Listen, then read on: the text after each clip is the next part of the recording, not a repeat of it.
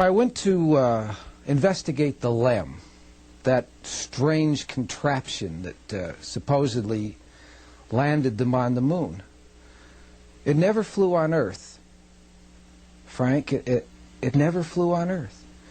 So I said, well, who invented this thing? I went to Grumman Aircraft, and they're in Bethpage, Long Island, and I said, give me all the material that showed how this was developed. What thought went into it?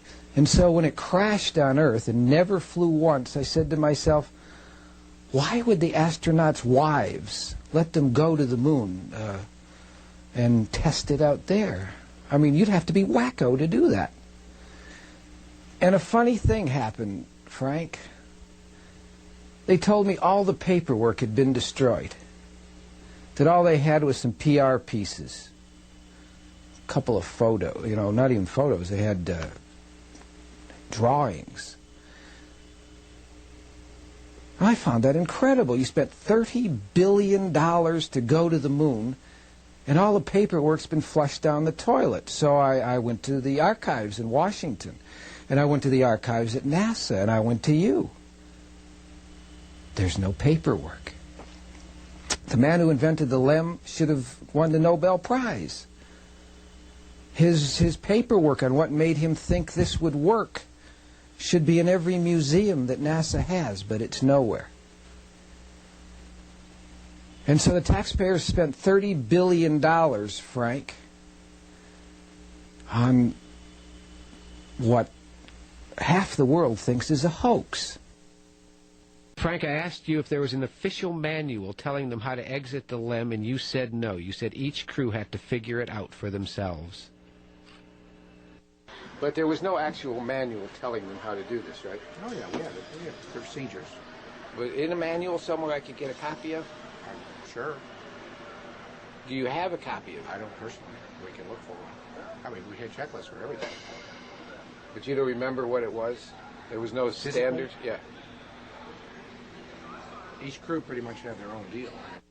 Frank, each move of the crew was choreographed to the second, and yet nobody told them how to get out? That's an incredible statement to make. So I went to Boeing.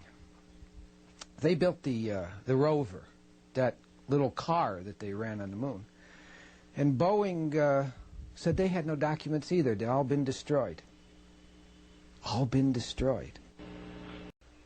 So I said, well, what do you got that proves we went there?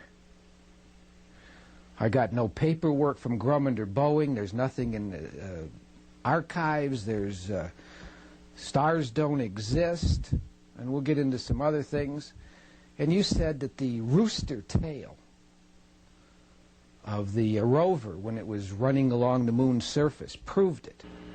Waves, lines like on a graph, telltale signs that it's hitting a wall of thick atmosphere and the dust is being suspended in it.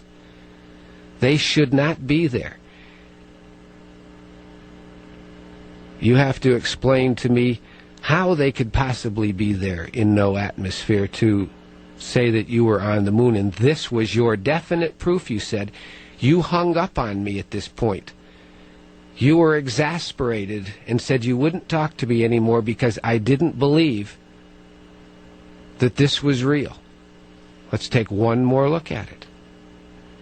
Like on a graph, there's a wave. The dust particles go up and get stopped.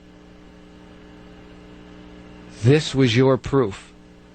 And this is my proof that it was taken on Earth.